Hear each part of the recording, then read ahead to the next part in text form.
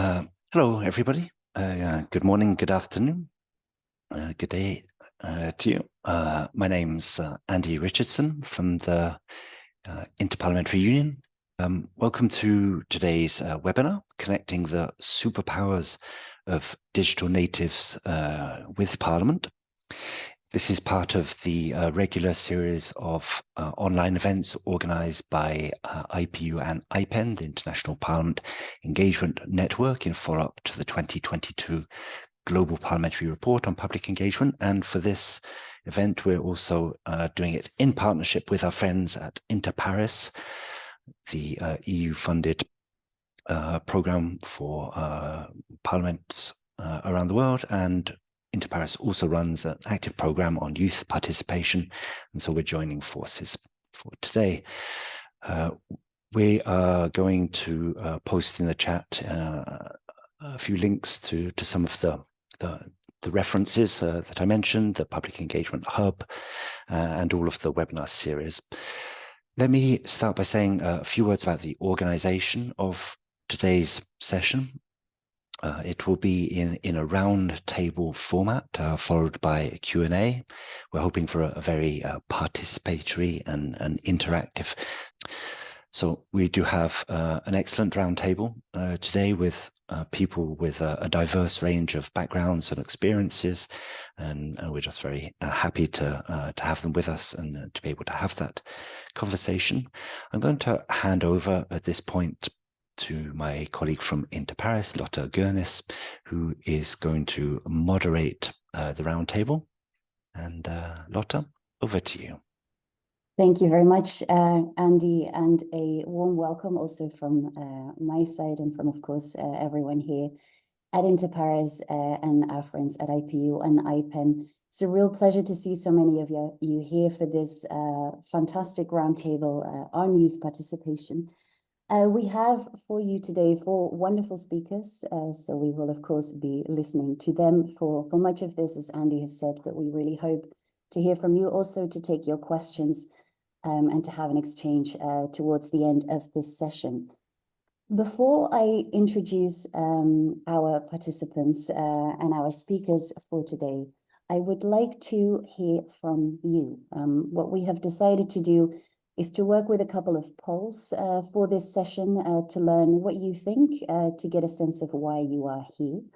What is it that you already know about digital natives? Are you skeptical? Are you curious? What is it that you are thinking about? So we are going to dive straight in with a Mentimeter poll. My colleague Lotte will be, there you go, will be sharing it for you in the chat. So as a very first exercise for everyone involved, please have a look at the link. We'll share the results immediately. There we go.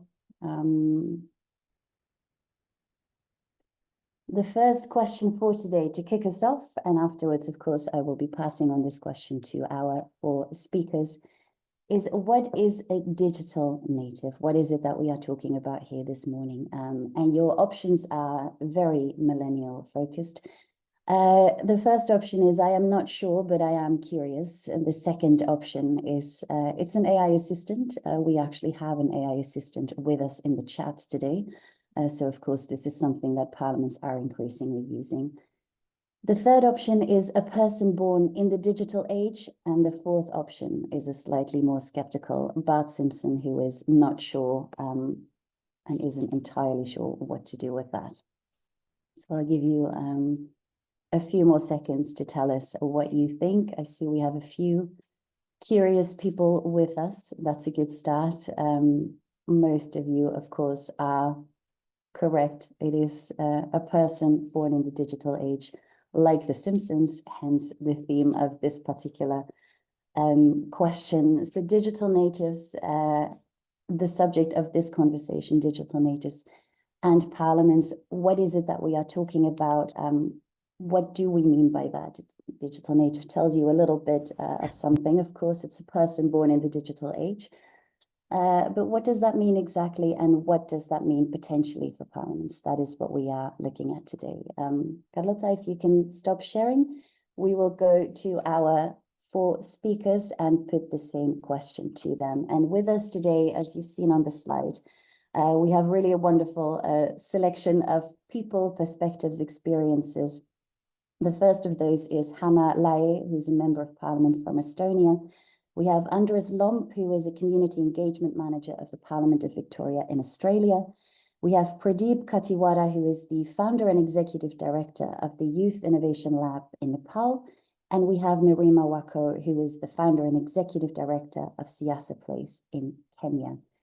And Hanah, my first question, or the first question, goes to you. So can you take a couple minutes to introduce yourself and tell us, please, what, according to you, is a digital native? Go ahead, please.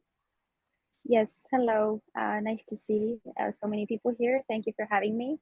My name is Hanah. I'm a member of the parliament in Estonia. I work in the Environment Committee and the EU Affairs Committees. Especially, I work with climate policy, whether it is inside our country or in the EU. So I think the two commissions give me a good overview of the topics on different levels. I was elected to the parliament when I was 23, so I'm a representative of Gen Z in our parliament, which is why I think the digital native topic is very close to heart for me, because I was born up with digital things. I mean, I think I had my first phone when I was 5 or 6 years old. I had been using computer for many years before we started computer classes in school.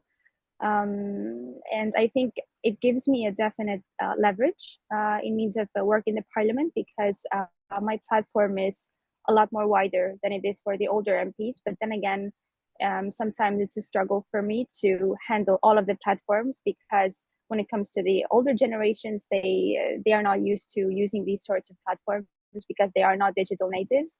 And this is something that I think Gen Z will have to tackle when they are in politics. And yes, I think when it comes to the term of digital native, then it is just a person who was born in this era, and I was born in 1999. So being digital, it's I think part of my being for as long as I can remember. So I think my experience as an MP is quite interesting compared to some of my fellow colleagues. Thanks very much, Hanah. I saw your fellow speakers nod throughout. You raised a number of issues, of course, already that we'll come back to. And you are absolutely, of course, a digital native. Pradip, I will come to you next. What is a digital native, and what do you make of all of this? Yeah, thank you. This is quite an interesting topic to discuss, to be honest. I run this institution called Youth Innovation Lab. So with the name itself, it's a group of all young people that I work with, and I also consider as a young person, though I'm already 32 right now. But then when talking about these access to technologies and the kind of technologies we are part of it, so what inspiration I get, and maybe this is also setting the definition as well. So I get amazed with especially more younger people like me than me. For example, a 19 years old guy is so smart these days, like they can do a lot of things quicker than us. And I can do the same comparison, because I also feel that maybe I can understand tech well, but then in comparison to the younger person than me, I also think, like maybe I have to learn a lot. And probably that's why they call like digital immigrants. This is a part of life. I think, like the younger people are more smarter because they were born in this era. And definitely I agree with the previous speaker as well.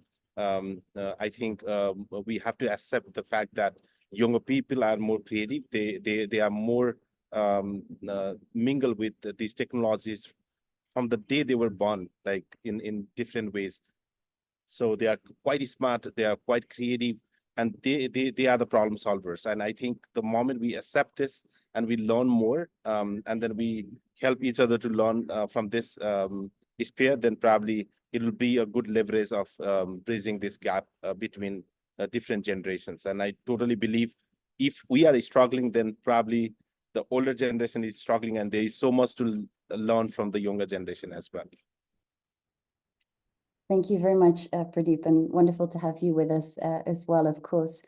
Andres, I go to you next. What is a digital native? Can you introduce your work a little? I think I'm not giving anything away if I point out that you are not a digital native on our panel, but you are, of course, in a position where you deal with them, and you've seen this evolve over many, many years. So tell us a bit more about yourself and your work, please. Thank you very much, and hi everyone from Melbourne, Australia.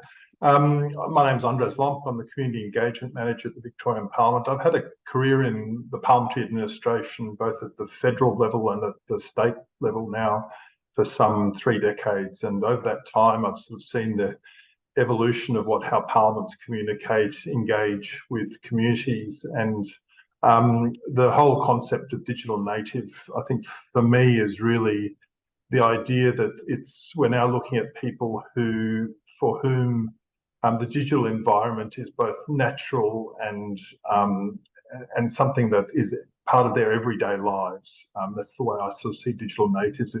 It's part of everything they do, whether it's shopping, whether it's socializing, whether it's communicating, whether it's sourcing news. Every aspect of their life has some digital element to it, which is very different, I suppose, when I first started my parliamentary career. And I think the other thing that I'm noticing is the change in population statistics. But certainly here in Victoria, I think we have some 38% of people are now aged under 30. So that's, I think, and I've been working with not only parliaments here in Australia, but in the Pacific region as well, where I recently returned from Nauru, for example, where I think the population there is some over 50% of the people are aged under 30. And so that really places an imperative on parliaments not only to listen to young people, but get them involved. And we need to do that in the digital way in which they communicate, in which they collaborate, in which they want to get involved with parliamentary work. And so that's been the focus of a lot of the activity of my team over the last 8 years, is really looking at ways in which we can get the digital natives a seat at the table, but also helping to produce content and ideas for Parliament. Thank you. Thanks very much, Andres, and warm welcome to you also, of course, all the way from Australia.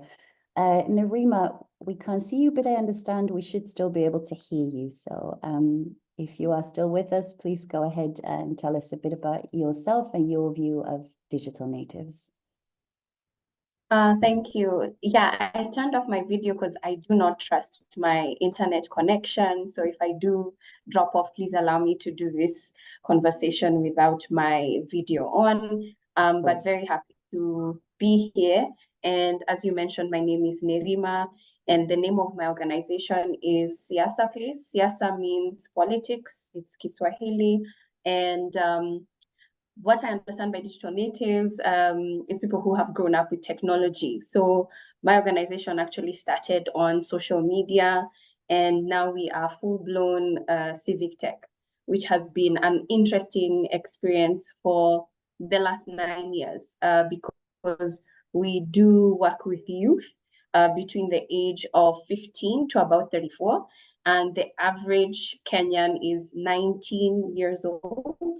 And we're talking about 19 in a population of about 50 million people. So you see the different dynamics. And so it also means as a civil society group, we push for accountability. We push for young people to be involved. And so the reason why we're called politics is because we believe everything is political. So you don't have to, enter politics and be a politician, but you do need to know what's going on in your community and to engage. And we basically use social media for accountability, for advocacy, for policy, for research, across the board, and basically encouraging young people to also use those spaces for education and awareness as well. Thanks very much, Nerima. That's really an incredible statistic, and an average age of 19, of course, in a population. And that tells us why this conversation is relevant. So you've had some ideas, at least now, on what a digital native is. And the reason we chose this subject for today and this topic for today is because we see quite a paradox in this. We have a generation of young people that is better connected than ever, yet it is still proving quite difficult for most parliaments to find the right ways to connect with them, to bring them in, to really make meaningful engagement happen. And as Nerima said so well at the end, that is important. Everything is politics. And when your population is getting younger, as a parliament, you need to find the right ways to connect with them, to reconnect with them, to bring those different elements together. Now, why digital natives, and why this slightly perhaps peculiar title we chose of superpowers? Well, that refers to some of the things that are typical and inherent and distinct about digital natives. And going through what our four speakers said, I heard things, including, for example, I have a very wide platform, a big platform, I can reach a lot of people, but it's also a bit of a struggle because that's not for everyone. So how do you make that happen? There's innovation, young people are quick, they are creative, they focus on problem solving, but of course they have to get an opportunity to do that. It comes naturally to them, Anders, were your words. It's about communication. You have a young population, you have to meet them where they are, and online or digitally often is where they are. And then of course, Nerima, your points on civic tech, this creates opportunities and huge potential for parliaments to tap into. But that's still often a little bit difficult. I think I speak on behalf of all my colleagues when I say that with this subject, we ourselves have more questions than answers. We see the potential, we feel this is something really important for us all to work on and to face, but we also understand that it is challenging for parliaments. Parliaments are traditionally slightly slower, in my view, for good reasons, but I understand why that can sometimes be frustrating. They can be quite resistant to change. They are often steeped in protocol, and there are any number of reasons why making such large and complex institutions move in different ways and accommodate different ways of doing things can be a little bit tricky. So what we want to do with this conversation today is address some of those questions head on, invite the perspectives of the people around the table, and of course also hear from you as we do so. And with that, it is time for our second poll. We're going to look at some of these superpowers or supposed superpowers of digital natives. So Carlota again has already shared the second Mentimeter poll in the chat. So please do have a look at that. We'll share the results in a minute and see what it is about these digital natives, this young generation, that would be most useful to Parliament. What are the kind of traits that a Parliament might benefit from? You have a number of options there. They are tech savvy, of course. They are hyper connected. They very much enjoy multitasking. They are intuitive learners. That is often, and again for good reason, difficult for parliaments. They are not hierarchical. Again, often slightly difficult for parliaments. They are really open in that sense, and they enjoy doing things quickly. Speed is important. Quick questions and quick answers. We see a real spread here across the different potential superpowers, and this is of course not all of them. These are some of the traits that we cherry picked, but there are many others. But you see, I think, or you hope, I hope you get a sense of what we are talking about and what we are looking at here. If parliaments are able to tap into some of that and to embrace some of these skills by working with young people, by bringing young people on board, that would absolutely benefit all sides. I'll give it another few seconds to see if we end up with a winner. I think it is a close call between tech savvy and intuitive learning. But yeah, across the board, I think these are the kind of skills and traits that we are talking about that make it at once so important for parliaments to find ways to connect meaningfully with young people, but that also make it difficult because the demands are often a bit challenging to meet. I'm going to put this question, of course, to our panelists also, now that we have a sense of what you in the room think about this and feel about this. And we will start again, Hanah, with you as our Member of Parliament. What are some of the superpowers of digital natives? What do you feel as a digital native you have to offer your Parliament? And why does it matter? What can Parliament really learn from that and do differently? Thank you. I think you also mentioned before that the Parliament's work is quite slow due to different reasons. I don't think it can change a lot in a way that we live in democratic countries and usually parliamentary countries.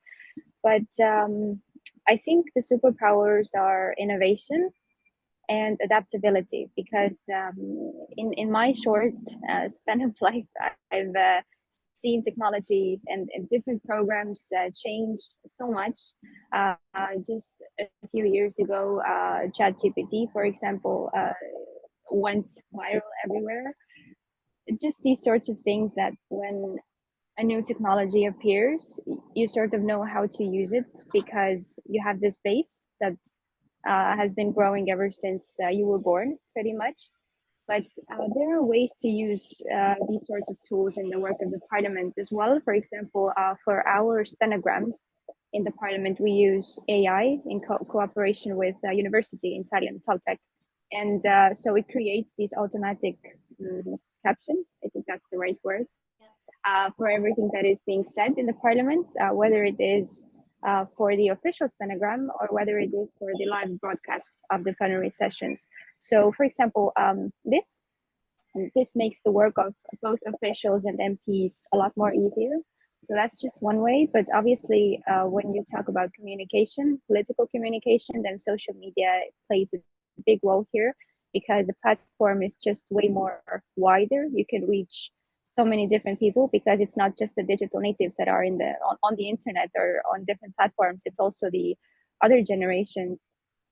And I think something that we've really been missing out on is the fact that digital natives have created so many new different career paths. We have people that can call themselves influencers, and this is their work. Their platforms are huge. It's millions of people, if not hundreds of millions. And if we could find a way to cooperate with digital natives that have these sorts of jobs, then I think the political communication could also benefit from that, because I often find it very worrying looking at different influencers or just personas in social media. I find it very worrying what they're sharing with their followers. I would say most of their followers are also digital natives. So if we could cooperate rather than just, create or make the gap even bigger, then we could see some real change in, for example, voting activity as well. But also, if we have more young politicians, maybe the ones that are digital natives as well, then other young people can see that this is a possible, if I could say, that career option for them as well, because we oftentimes see that just looking at the statistics, that politics is just for older people. In the example of Estonia, we have 101 members, and of everyone, only 2 are under the age of 30, me included. So 2 digital natives, to put very bluntly. I think if young people would see better examples of other young people engaging in politics, whether it is just someone who goes to vote, then it would increase the voting activity, but also just the interest among young people towards politics, because currently we see that it's very low, even though they are critical towards different processes in the society. Thanks very much, Hanah. You touched on a lot of things there, obviously, and 2 out of 101 digital natives is, of course, what no one wants to see, I think, right? I think everyone in this room is aware that that is a challenge, the parliamentary representation of young people. But beyond that, also what we see, as you say, is young people are politically interested, but they don't typically engage in those traditional ways. They don't vote as much. Doesn't mean they don't care, but they express themselves on different platforms and in different ways. And if we can find ways to bring those back together and make Parliament look and feel maybe a little bit more like their world, then hopefully we can at least reverse or mitigate that slip a little. Thanks very much for sharing your experiences and for flying the digital flag in your parliament. Pradip, come to you next. You are much more familiar probably than any of us with AI and the potential of some of the technologies that you've worked with for a number of years and what they might be able to do for Parliament. Tell us a little bit more about that, please. Yeah, thank you. So I think there are two contexts that I will bring. So regarding the superpower, like you really need to be tech savvy in today's context, as you have asked. Social media has really gone up, all the political campaigns to a lot of digital campaigns, marketing, reach out, everything has been part of the social media platform as well. The information consumption, information sharing, distributions, and the way you interpret in data visualization, applications, technology. So that has gone really up. And the adaptability to new technologies, for example, the ChatGPT and all these cutting edge technologies that are being, introduced has really gone fast, and it's quite difficult to meet that pace for, different generations. So earlier when I said this, the new perspective, new avenue for the young people, there is also a digital divide that is being there for a long time. So while I'm talking about a lot of opportunity for young people, their access to technologies, a lot of people from different part of the country, even from Nepal, they have, even when being born in this era of digital age, like they have never been part of to access all those technologies. And to talk about the AI, probably it will take another few years for them to get access to.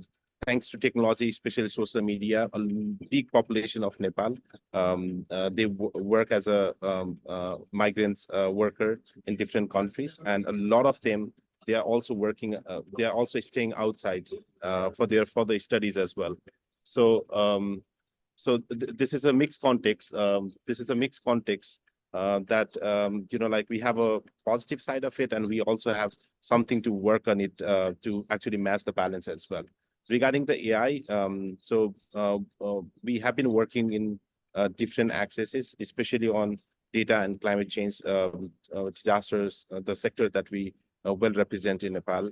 So we have been using AI for goods. The use of AI for identifying this flood impacted houses to a lot of difficult areas where we predict the forest fire informations to a lot of those. So young people are leading, so that's a good part of it. But then how many people have that access to AI and all those machine learning, remote sensing, and all those accesses? So when we talk about the parliamentarians, we really have to work with them. But then to the level of the technology, how it works, sometimes they get very annoyed with the data privacy, the kind of data security as well. But then when they don't understand the open data, the open source concept, and all those things, it will be very difficult for them. We have even listened a lot of debates happening in development countries as well, where a lot of tech giants were invited and then they were questioned.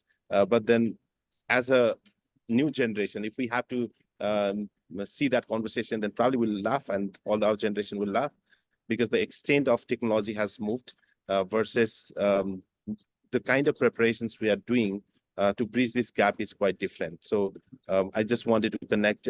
I think we, in order to have this collective celebration of this today's technical innovation era, so I think we also need to look two perspectives. One, we have to bring everybody together. So all those people who are representing this era, but then they are not having this access of technology, we also have to bring them together.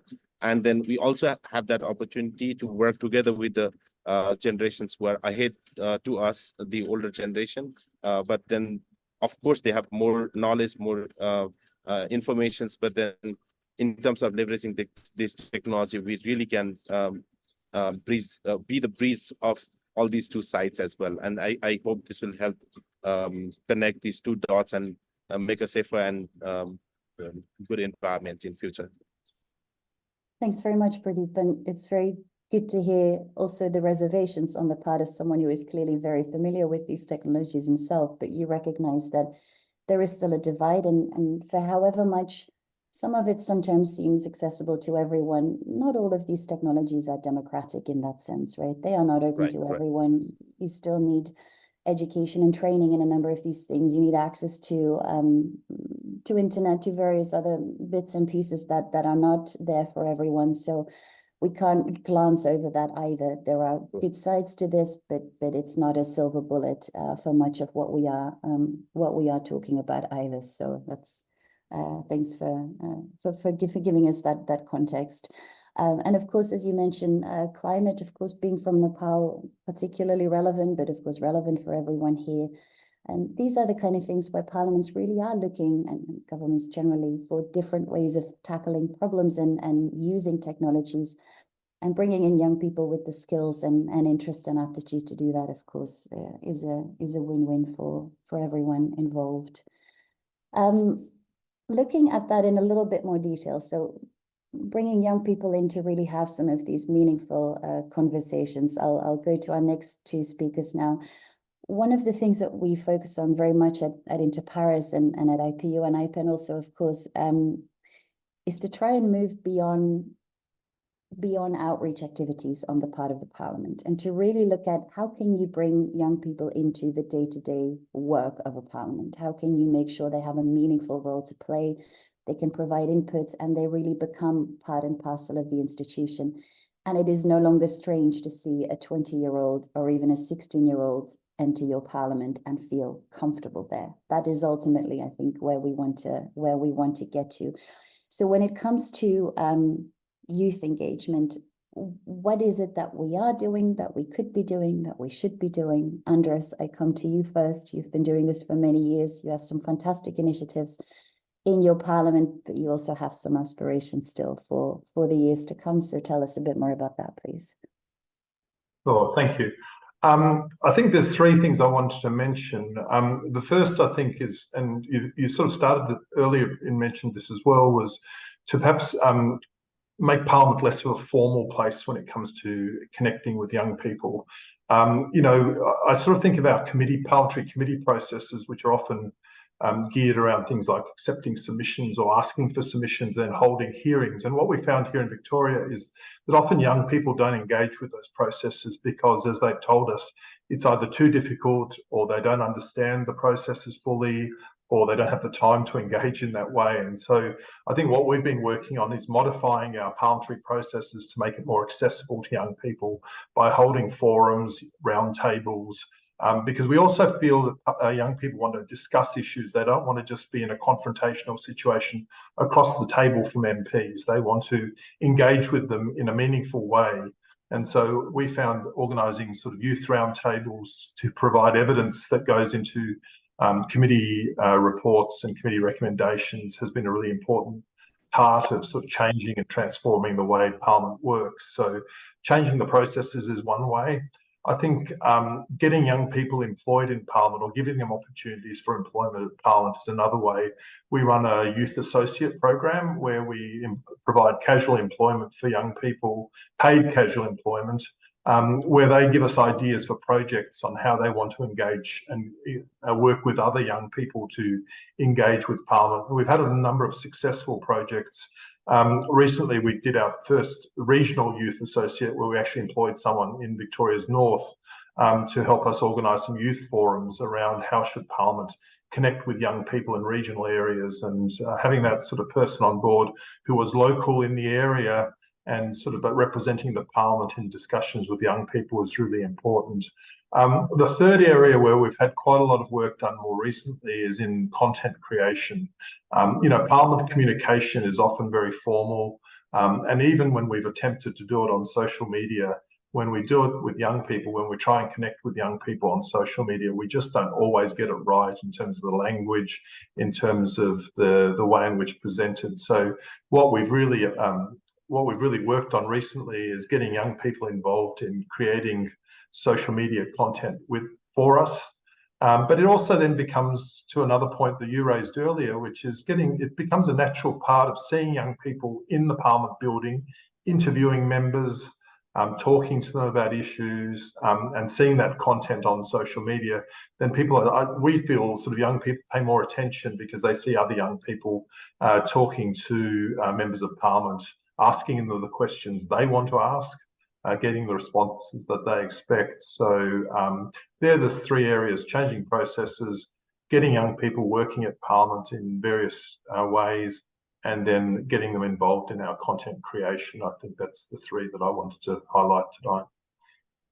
Thanks, Andres. That's three big building blocks, obviously, to get started. And again, what I like about the way you approach it is you don't design the programs yourself. You invite young people to help design them with you.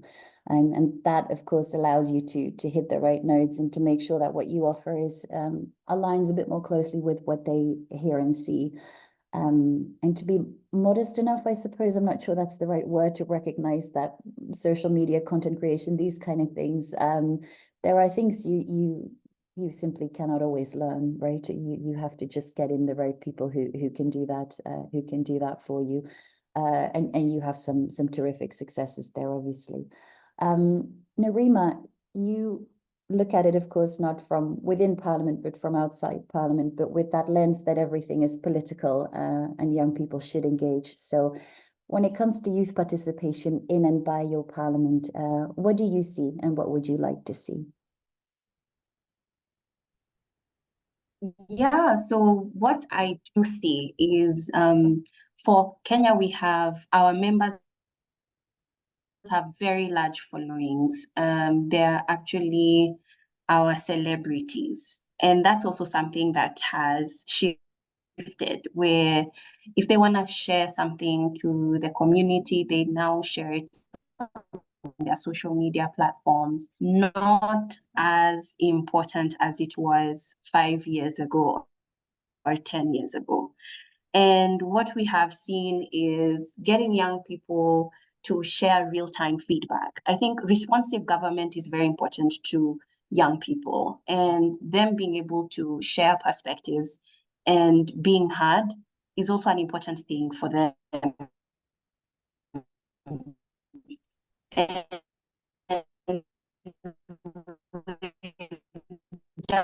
campaigns as simple as of a public institution, just to see whether their community, and we call that fame and shame. And so you're seeing popular members being praised on social media because their schools in their communities are better or well-resourced, while those who are not performing well in regards to education and resourcing these institutions are shamed. And we've seen, members actually show up at the school and fixing things almost immediately. And this is also something that I think is very powerful. So you're seeing expedited shifts and low-hanging fruits because they also want to have a good social media, shining spotlight. They don't want to have that negative, sort of emotive public on their timelines. And I think that can be an advantage. For sure. And one thing you highlight, of course, is the very different nature and different political culture across different countries, right? You operate in a different system that puts different demands on your members and on your staff than in other places, and you need to adjust and adapt to that. But you can, of course, also make clever use of that. You mentioned the importance of being heard and of these things being responsive. And that is, of course, an area of feedback that we hear all the time, not only in youth participation, but in public participation more broadly, that opportunities are being offered, but then there is a limited feedback loop, and it is not always clear to people what the return of their investment of time and effort and ideas really is. And that is particularly for young people often a bit problematic. So being more open in that and making sure that there is at least somewhat of a connection to the work that is being done, and these are not isolated initiatives, that would be useful. I think that's the feedback we get in any case. A question Could I just add one point? Sorry, could I just add one point there as well? Andres, go ahead. Thanks, sorry Yeah. to interrupt, but I just thought one of the things that I've always found interesting about the Parliament institution over the years that I've worked in it is sort of the divide between the institution and the members of the members who are elected. And it's often been a case that we've been a bit shy about sort of we've sort of left the members to do their own work in terms of we sort of see that young people, they connect with young people in various ways through councils, youth councils or other, but we sort of haven't brought the MPs and the institution always together to connect young people. And so one of the things that I really like to think about for the future is this idea that the parliamentary institution is a connector for young people to meet and meet up with MPs, because we find that a lot of MPs don't not necessarily always have the wherewithal or know how best to engage with young people. And it's something that we found even when young people have talked to us, that they don't really know, you know, how to best sort of connect with MPs. So I think that could be a really useful role for the institution to sort of bring the two groups together. The whole idea of Parliament is to bring people together. So the more that the institution can help MPs and help young people connect, I think that's something that we've sort of tried to emphasise over the last couple of years as well. And that's very welcome, I imagine, on the part of your members, that those things are possible and that they are not only left to their own devices, and that these things become, as you say, sustainable in that sense, right? They're not isolated initiatives, but it becomes part of the culture and the way of doing Parliament. That's what we like to get to. Thanks, Andres. Since we are about 15 minutes away from moving to our Q&A, can I just, before I go to the final question for our panelists, remind everyone to please put your questions in the chat. We will have some time and we would really love to hear from you. So please don't hesitate, put them in there. Of course, you're free to raise your hand after and ask them yourselves, but please do share that. And then I go to the final question for our panelists, and that is a slightly more open one. If you had unlimited resources, imagine this is of course not the world we live in, but for the sake of the question and for thinking a little bit more broadly, unlimited resources, you can organize things as you like. In 5 years' time, how would you like your Parliament to function? How would you like it to deal with its youth participation? What innovations or technologies would you like to see in place? What is your ideal situation if you had the opportunity to develop it and to organize it as you wished? What would that look like? Hanah, I come to you first. Thank you. This is a great question. I think I have two main points. So one is about climate change and the other is about youth participation. So when it comes to climate change, climate policy, environmental policy, even in 5 years, I would like to see that this is a priority for all parliaments and for all MPs as well, no matter if they belong to the left wing, right wing, if they are liberal, if they are conservative. I don't know how it is with other countries, but when I look at Estonian elections, whether it is local, European, or national, then you can see different agenda points referring to environment and clean and beautiful nature and nature preservation in every party's election program. But when it comes to some of the populist parties, when you start to talk about climate change or climate policy, all of a sudden they don't relate to that because this is something that they can gain voters with. So, but when you look at it from a bit more far away, then you can see that there actually is a connection between every party and every MP because we all care about nature. It's now just a matter of fact how we connect that value to tackling climate change. So this is one thing. And the second thing would be about youth participation, but in a way that we don't just get young people to participate in different processes, and we don't invite them around the roundtables and we don't ask for their opinions, but we actually encourage young people to join politics as well, because this is a huge step for democracy as well. When we look at the numbers, we see that the parliaments are definitely not cut through of our societies, but this is so often what we say. For example, we have European elections coming. Out of the 705 members, only 6 are under the age of 30. So it's not just about digital natives missing out in policy making, but it's also the next generation and the previous generation. Because I mean, I was elected to the parliament when I was quite young, 23. At least for some people, I seem very young in means of the political culture. But if you're 29, 30, a bit over 30 years old, then you have experience, you have education, some people have families. So we're missing out on a few generations in politics. I would like to see that, and especially when looking at the next terms of every parliament or the European Parliament as well, then just maybe the medium age coming down a bit more, just so we could have more inclusivity in the societies. Thanks so much, Hanah. And Hanah, as you need to leave us in about 10 minutes, if I could just ask a follow-up.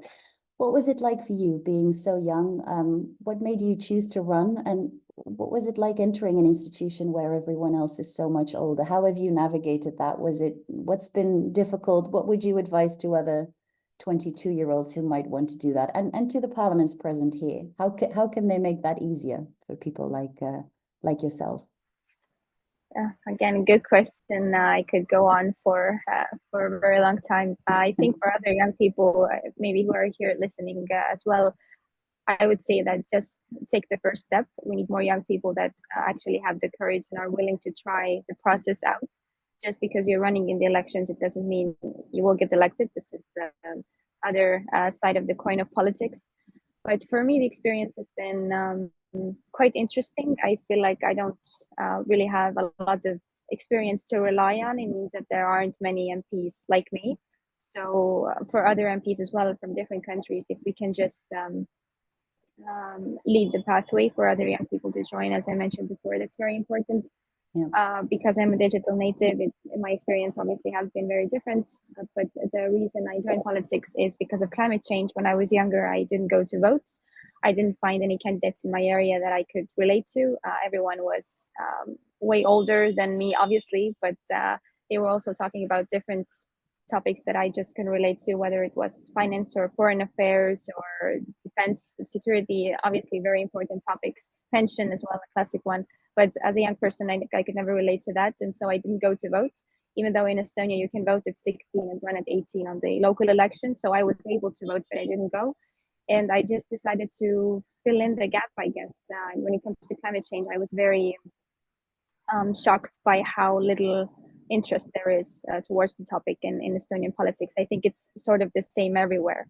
And now when we see the rise of populism, it's again being diminished a lot. So I think climate change and just providing an example for young people, those were the two reasons. Well, as they always say, you cannot be what you cannot see, right?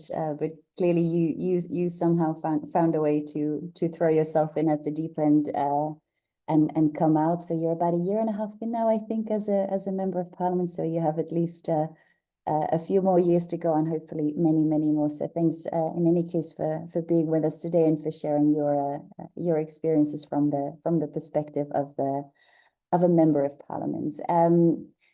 Pradip, I will go to you next. What would you like to see in 5 years' time from your parliament and elsewhere?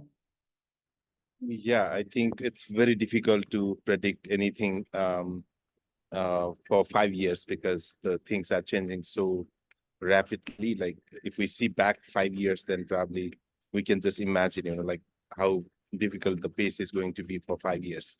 But I think for parliamentarians, I think as I agree, the seriousness should be on some of the key challenges that we are facing. That being in a country like Nepal, definitely climate change is a major issue. We have seen a very tangible result of climate change, and it's no more slow onset. So we started seeing its impact right away. So we had such a unbelievable flash floods last few years that has came very extensive. Nobody had imagined in that location, in that height, the flash flood would take the entire village or like the extent would go that worse. So these are the challenges, and probably we can just imagine like how worse it can be.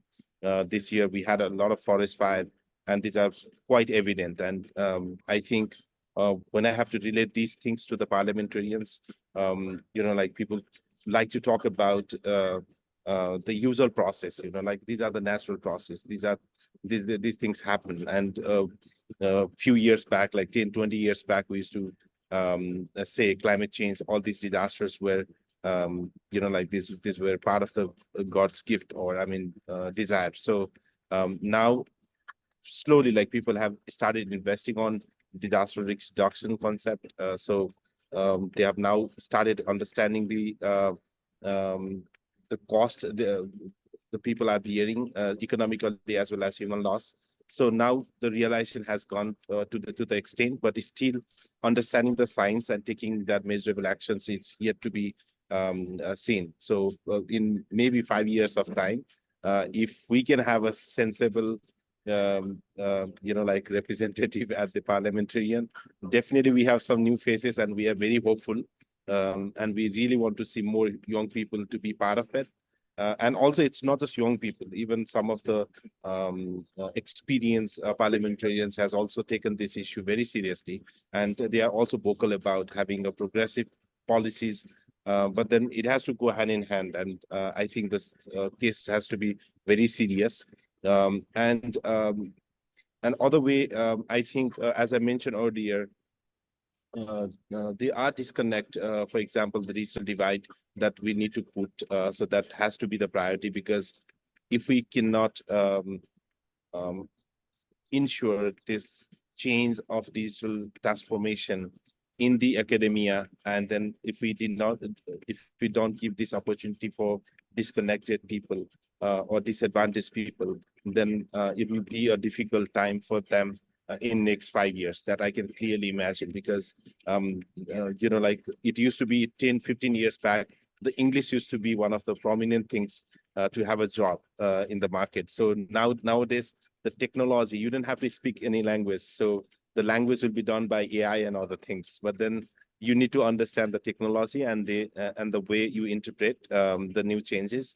And that can really make a huge changes. And I think we need to connect this disconnect. So that is the that should be the goal in next 5 years. And what I see 5 years is probably, I cannot believe.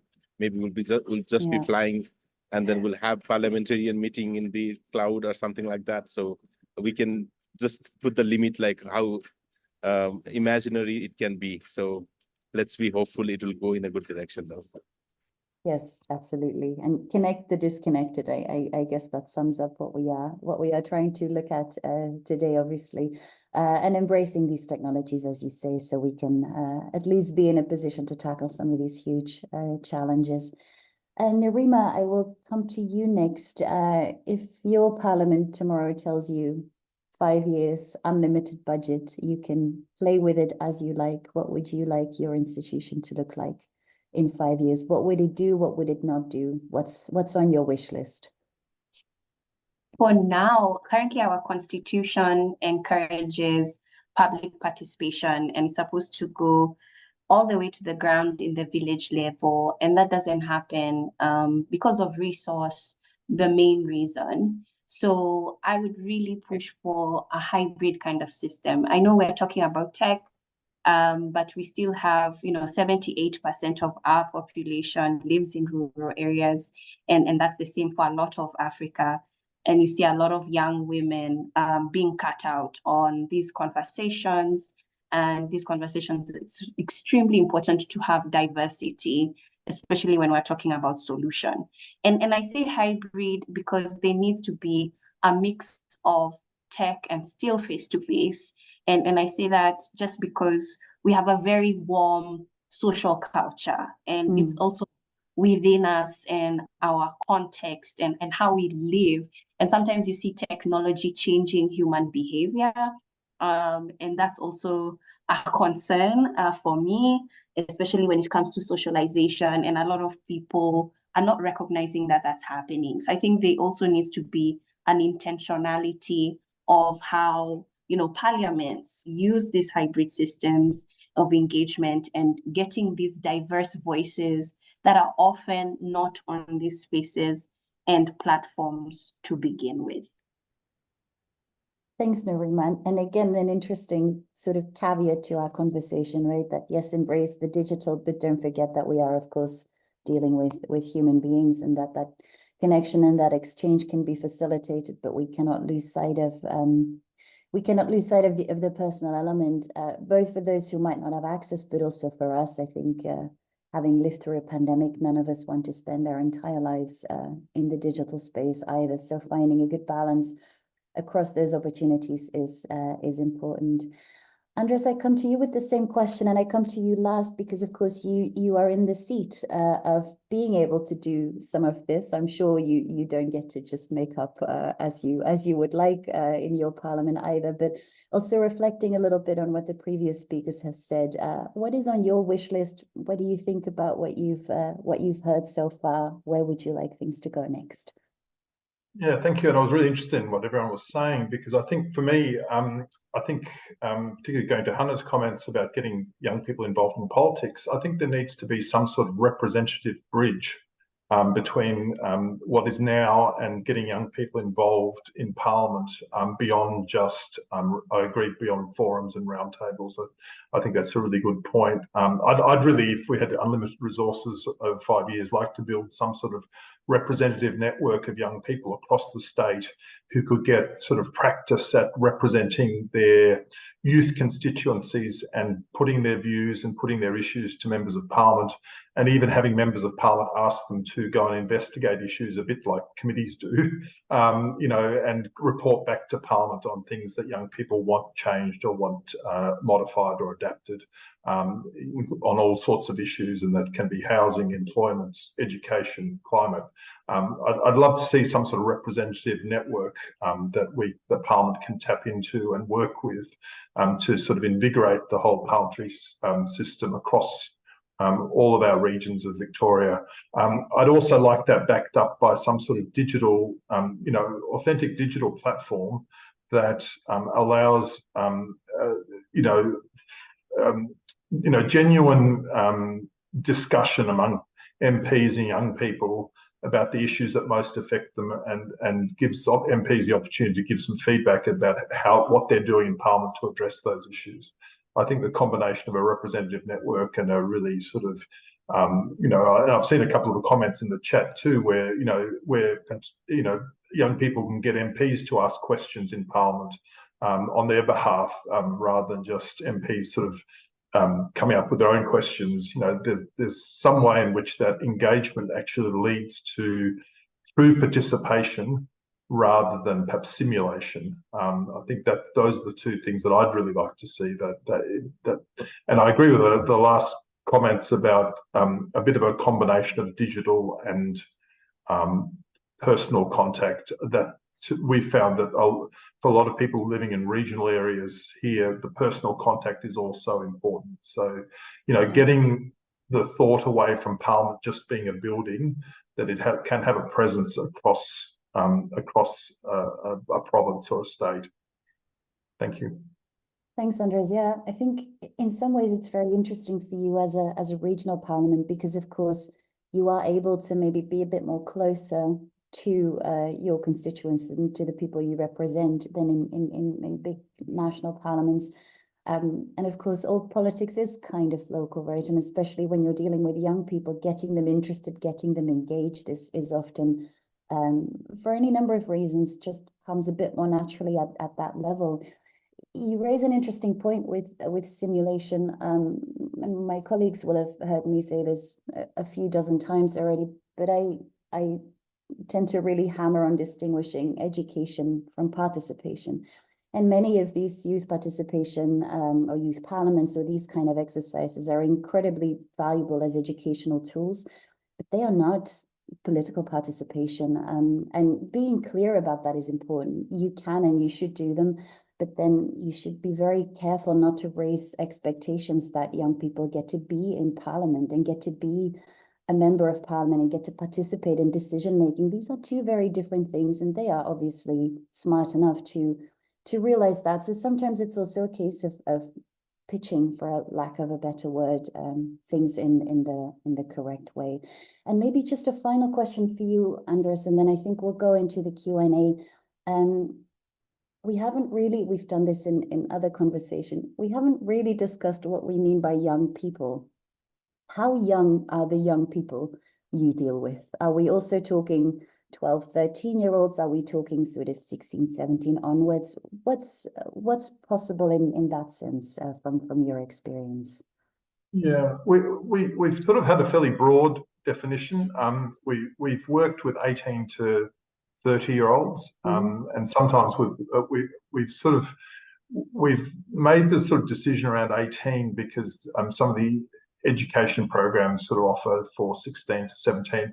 And we found here that particularly the gap in terms of participation and engagement was around 18 to 25. Once people have left school or you know, starting the university, it's sort of almost as if they're on their own. And that's where we felt the most need, because we sort of felt the school system and some of our education programs that are offered by other parts of our parliament were sort of catering for those. So with limited sort of resources, we needed to make a decision that really it was in the 18 to 25 and then stretching to 30 on some occasions was where we needed to best place our efforts. Sometimes we found in regional areas, because young people were leaving some regional areas, that we then had to also reach out to 16-year-olds. I was interested to hear Estonia is sort of already sort of, you know, has sort of opportunities for 16-year-olds. And I think what we're seeing too in Australia is a younger group of people getting involved in political debates, political arguments, protests, you know, civil action, things like that. So, you know, that's a challenge for us as well, to reach out to those younger people. Sometimes that issue of parental permission comes into it as well, particularly around things like social media. At least with 18-year-olds, in Australia's law, they're making decisions for themselves. Sometimes when we're involving young people, it sort of also requires an understanding of whether they have the sort of parental permission to do it because of the laws that exist in our country. Yeah, absolutely. Of course, there's endless opportunities, right? Depending on how broadly you frame it. And the last point you raise actually is something that at Inter Pares we hope to offer some opportunities around also safeguarding of young people when you do youth participation, because there are, of course, questions of parental consent and any number of considerations you do as a parliament, of course, need to think about when you start bringing especially under 18s into the institution.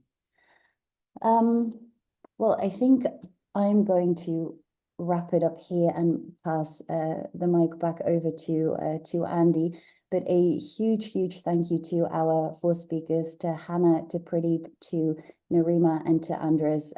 I've really enjoyed this conversation. We could fill many more hours. But thank you very much for speaking so candidly also about things that are not always straightforward and easy. I see from the chat, I've sort of kept half an eye on it, that people really have engaged with what you've shared and have shared their own ideas and suggestions. So I hope this has been an interesting roundtable for everyone involved. And yeah, especially from my side, a very warm thank you to all four of you. And Andy, back over to you.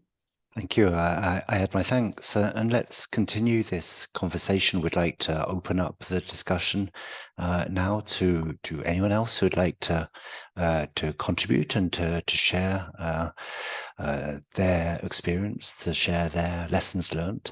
As Lotte mentions, we have a very active discussion that's taking place in the chat. You can add comments in the chat. If you want to take the floor, please press the button to raise your hand and we'll give you the floor. But maybe to begin with, I'd like to pick up on a couple of the questions that, a couple of comments that have come through in the chat. So one of the themes that's come out is the idea of true participation, actually having a voice in the parliamentary process. And one of the examples posted by Alistair Stoddart of the Scottish Parliament really spoke to that when he referred to an example of asking the public to submit questions to a health committee in Parliament, and then MPs using the questions. So can I ask Alistair to elaborate, to go a little further on this? Why did you do this? What did you learn through that experience? Did you see young people taking part in that process as well? Yeah. Go ahead, Alistair. Yeah. I mean, it's an interesting and I'm Ali. I work in the Scottish Parliament in our participation in communities team, and it's great to be involved in an international conversation on this. It's also interesting the kind of two spheres between digital engagement and youth engagement, and the idea of youth and digital natives, and that assumption that young people can participate. What we've done a number of things around youth engagement. The specific example you mentioned, Andy, that's in the chat, and I know Andrew kind of mentioned kind of transforming the parliamentary institution to make it a slightly different concept than maybe a stuffy committee meeting that seems quite a closed shop. So we opened up, we've done this a few times during COVID, and also with the health committee. If we imagine a situation where a secretary or a cabinet secretary in our case, or a minister, is coming in to be questioned by a committee, we can open that out to the public, and the public can use Your Priorities, which is an open source civic tech platform, to submit questions. We usually open it just for a few weeks, and then we get questions in, and then those questions are put into a questions paper for the members, and the members can then choose those questions and ask those questions. And then what we do on the platform is, once the questions are asked, we can, as many parliaments now have all their proceedings live streamed and video archived, so we can upload those clips to kind of close the feedback loop. A good point that you mentioned around, do young people take part in it? And I think the question is, like, we do see some young people taking part in these processes, but I think what is more important is to involve and trust the young people in these types of processes, that they're worth their while.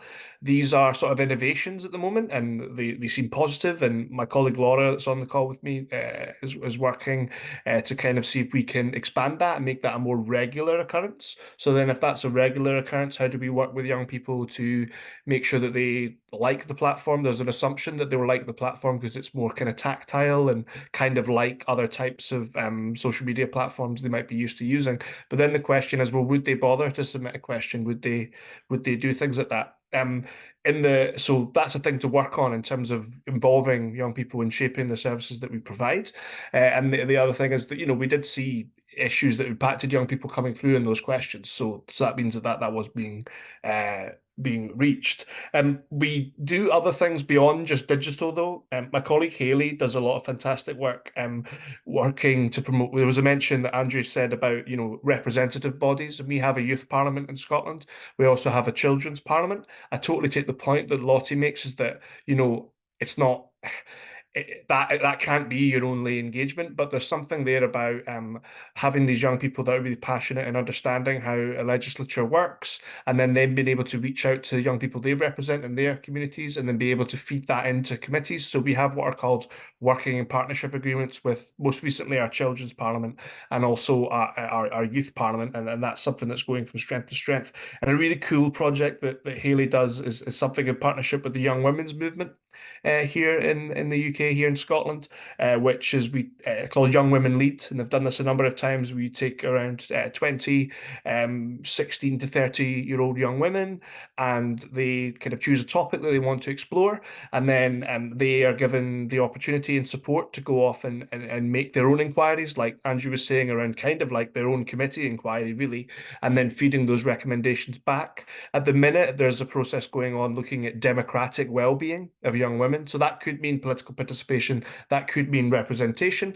But there was also a great piece of work around 4 or 5 years ago that linked into the equalities and education committees, I believe, and Haley will tell me if I'm wrong, but looking at guidance for young women and girls in relation to bullying in schools, and then the issues that they raised were then put directly to officials that were responsible for that in the Scottish Government, and that's seen a change in those policies. So there are lots of things that we're doing to try and involve young people in the work of Parliament. But as colleagues have mentioned, resources are tight, so we can really do these innovations and then prove the concept and then hopefully try and scale those up, and then work with young people to say, look, is this right? Is this working for you? And go from there.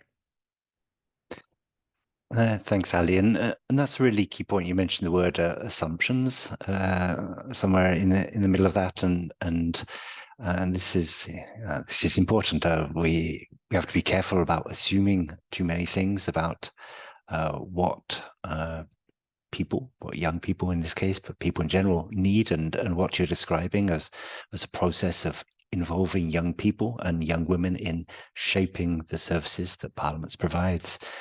Really seems an important direction to be moving in, and thank you so much for sharing that. One of the other themes that's come through in today's discussion is around a hybrid model of both online and offline engagement. Intuitively, that makes a lot of sense. It's also more complicated. And so there's a real question of, well, how does that look in practice? How do you make that work? So I'd like to invite Oke Epia, who put a really interesting point in the chat about their experience in Nigeria, to develop that thought about how you've been doing hybrid activities with young people, with digital natives. Thank you, Andy, and interesting listening to the speakers and all the other contributions in this meeting. The percentage of young people who are in the digital space is far too large to ignore within as far as Nigeria is concerned. And we think that one of the difficulties democracy has had, especially parliamentary engagement, because young people only tend to see the parliament certain lights, unfortunately, very negative light. And for us at Order P, what we try to do is to see how we can correct some of these what we call misconceptions, right? And then try and put out the correct narratives, because these perceptions are deeply ingrained. Is difficult for the young people to see anything different, especially when the developments from Parliament usually are often negative, standards, issues of conflicts and corruption and all of that. So so we thought that one way to do this is to try and move engagements, away from entirely digital platforms, to see how we can integrate some online, some offline, activities. So what we started to do in the last general elections was to get young people, people below the ages of 35, with some focus on females, and those who are marginally disadvantaged, and then put them out for elections observations. And the appetite and the results, the outcome of that exercise said to us that, look, we do not need to let this kind of resource lie waste. So we started to organize them around the community we call the Legislative Accountability Citizen Engagement Community. And so all of them that belong to that community are called active citizens engaged in the legislature. And so within our limited resources, we try to hold them together, provide resources on how the parliament works, how they can engage with the parliament, and one key thing that has happened over the last couple of months, the last 6 months, is that we've been able to sustain a monthly plenary session virtually. So what happens there is that they mirror what actually happens in, the National Assembly. They produce an order paper, and run a session like it's usually run in Parliament. So they have, a speaker from amongst themselves. They have, a leadership. So they hold those sessions and produce resolutions, just like you would have in the votes and proceedings of, a live Parliament. So those usually would be processed in form form of media outputs and put in the media. They would also sometimes be sent to the parliament for action of, as their own observations as citizens. And now because they are spread across the country, we have 360 federal constituencies in the House of Representatives and a 109 senatorial districts, being a bicameral legislature. So they are spread across the country and their positions usually kind of matter, to them and to us, hopefully to parliament. And one other key thing that has happened is that in the current scheme of constitutional alteration, it's almost a regular thing in Nigeria. Every assembly has a duty, they throw back to themselves to amend the constitution. So a current process of amending the constitution has also benefited from this community, because a critical item on security and police reform was engaged by the community, arising from debates in plenary. They had to set up committees, just like the parliamentary committees. They set up the committee to look deeply into the issue of police and security reform. They produced a memorandum, a draft memorandum, which was taken back to plenary. It was, adopted as, the position of the community. And that was eventually sent to the parliament, to the House of Representatives Committee on Constitutional Alteration. What that has done to them is that it's giving them a good sense of participation, a feeling of, hey, we have been able to discharge our civic responsibility. And for us at other people, what we owe them, hopefully, is to see that memorandum, if it doesn't get to be adopted by the committee, is acknowledged, by the National Assembly of Nigeria. So that on the other side, it also incentivizes them to continue to do that. So that's the point I wanted to make about an example of how the hybrid, pattern of engagements, can deepen the interest of this very important community of digital natives, not just to participate, but also to influence decision making in parliament, whether they're in parliament.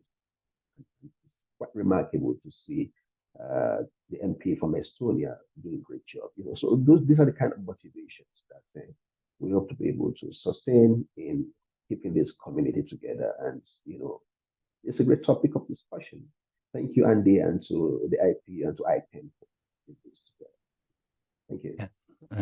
And thank you to you.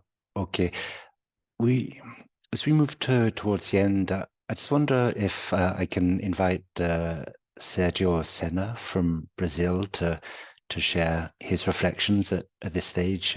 We've been reading the very interesting comments that you've been making, Sergio, about looking for, I think it's a bit of the intersection of what Ali and Oki and others have been referring to about looking for innovative processes to try to do things in new ways, in different ways, in ways that are more open to the community in Parliament.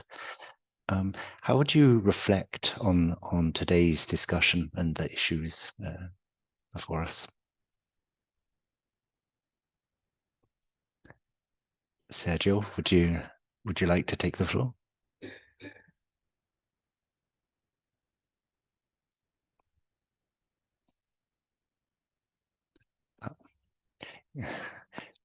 Just listening in, but actively contributing, and in the chat, for which I see we have a technical problem as well. So thank you very much for that.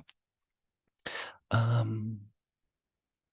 think we are moving towards the end of the session. Would anyone else like to add in any further contributions? If so, there's an opportunity to do so.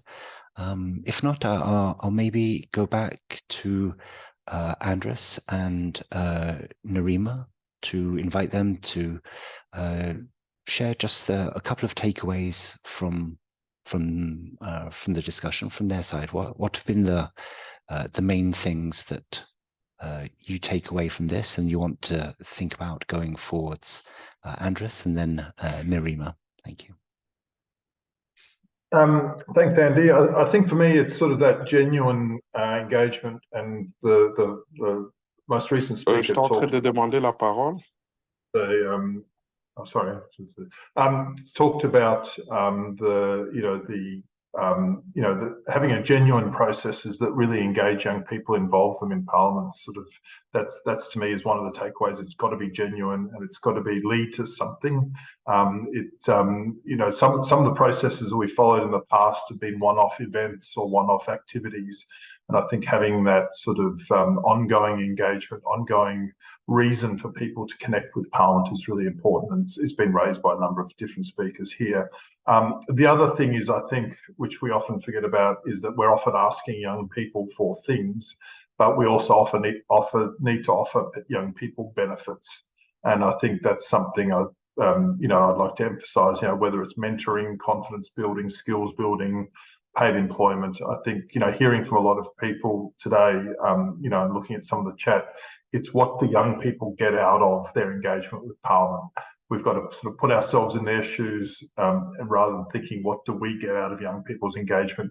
How do we offer them something that makes them keep coming back for better, interaction with Parliament? So just 2 points I want to finish on. Thanks. Thank you, Andres. I believe. Nerima, please go ahead. Yes.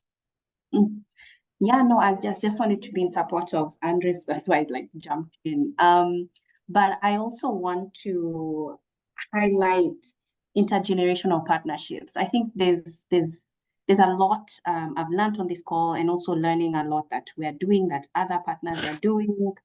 But the intergenerational partnership is going to be key, especially in countries that have super young demographics. And you also see, statistically, surveys are showing a decline in terms of democracy, in terms of participation. And so we're also dealing with a population that, when you're so used to fast information and government processes are bureaucratic and slow, then they get into this phase of disillusionment or disengagement a lot faster.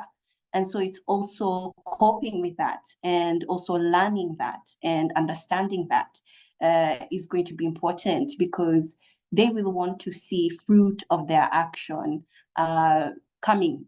And, when you have parents or people who have lived even decades, even 20 years in government systems that have not catered or responded, and then you're having a population that's used to fast, I think it's actually a generational shift, and the social behaviors are changing. So I'm going back to that point where we're also dealing with a population that is struggling with a lot of challenges globally. We've talked about the environment, we've talked about climate. In Africa alone, we can talk about the limited and lack of opportunities.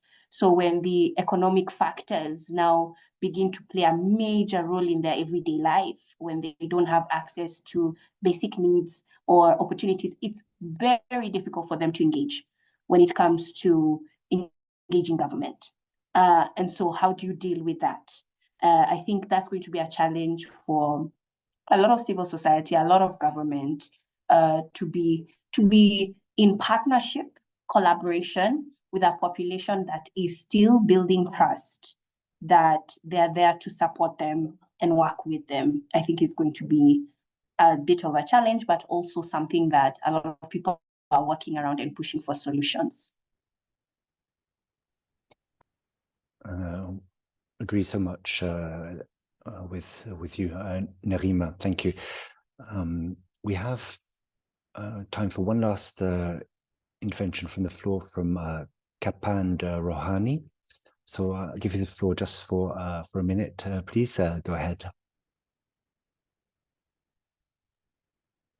Merci beaucoup pour cette participation assez très importante sur des questions intergénérationnelles de climat. Alors, j'avais mon intervention plus axée, tout en saluant les interventions des uns et des autres et le partage des expériences.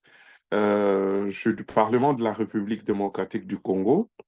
Et de l'expérience de mon pays, nous pouvons, en termes de témoignages, je peux dire que l'accès sur l'utilisation de l'Internet, de moyens de communication virtuels a pris plus d'importance avec la COVID-19. Et c'est en cette période où l'accès aux uns aux autres était très limité qu'il s'est avéré cette importance. Mais il faut dire qu'après cela, les stigmates sont restés, mais l'importance n'a pas été accordée davantage pour tirer les conséquences sur les générations futures. Et là, je chute sur la question, lorsqu'on parle des questions intergénérationnelles, nous anticipons de manière précautionnelle pour penser aux générations à venir et à la jeunesse entre les âges. Et les questions relatives, et là j'interpelle, je vais à l'intention de l'Union interparlementaire et le Parlement, l'accès du public, pour demander qu'au-delà de la conscience, au-delà de l'intérêt moral, il doit y avoir aussi un accent mis sur l'aspect normatif, un aspect normatif en exigeant ou en mettant en place un mécanisme devant permettre aux parlements, différents parlements du monde, parce que nous devons avoir au plus ou moins, en dehors de modèles de démocratie pluraliste et consorts, mais un modèle typique étant membre de l'Union interparlementaire ou étant membre d'une structure interparlementaire quelconque, qu'il y ait des règles contraignantes ou communes devant permettre à chaque Parlement de se référer pour que dans la mise en place dans les élections et consorts, que le quota qui revient à la jeunesse soit très considéré. Nonobstant, si cela n'est pas fait, l'élection étant un aspect, allant dans un aspect purement de concurrence, et surtout dans des pays de peu de démocratie, où les populations ne sont pas très instruites, c'est le mieux au front, peut-être financièrement, que celui qui parle des questions écologiques, des questions de droits humains, des questions de protection de la société, de l'égalité des chances et consorts. Il ne sera pas suivi auprès des électeurs analphabètes qui n'ont pas un niveau très élevé de la connaissance normative. Donc, voilà un peu ma petite contribution en demandant s'il serait possible d'imaginer, de mettre en place un mécanisme normatif devant permettre à ce que chaque parlementaire ou chaque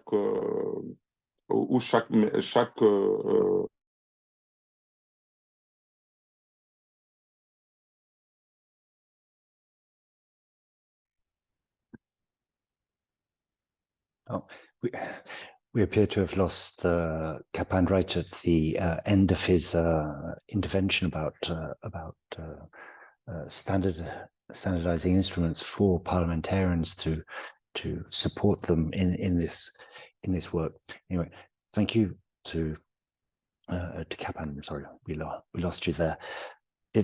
Colleagues, we've hit time. We're going to need to wrap up, but I would like to say this has been one of the richest seminars in this series. I'd like to thank everyone so much for their active participation. We've heard a lot of different perspectives, both on the challenges, but also on some possible ways forward, trying to make sure that we're creating opportunities for true participation, that we're co-creating these opportunities with young people themselves, and working in hybrid ways, both drawing on the particular superpowers and skills of digital natives, but also combining that with the in real life experience as well.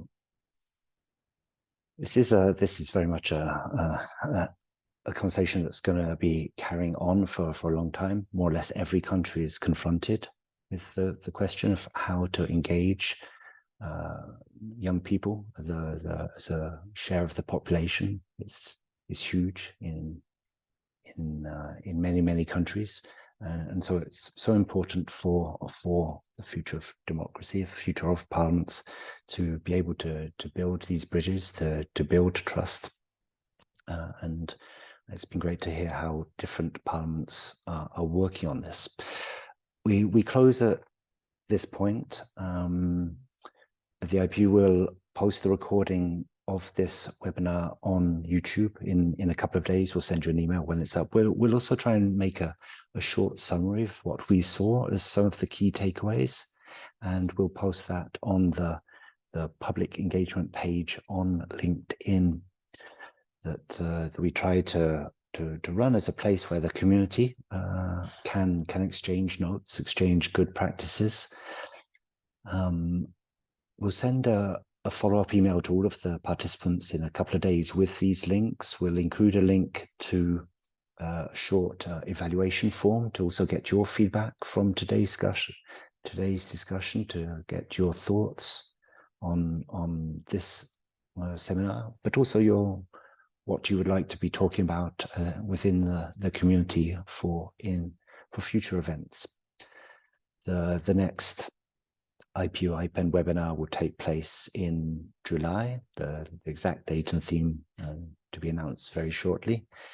But I'll just close by thanking everyone, thanking the interpreters for their French interpretation, the excellent participants in the roundtable, and for everyone who's been part of today's exchange. I wish you a very good rest of the day and fruitful work in this area. We look forward to hearing from you on your own good practices as you continue to develop them. Thank you, everyone. Have a good day. Goodbye.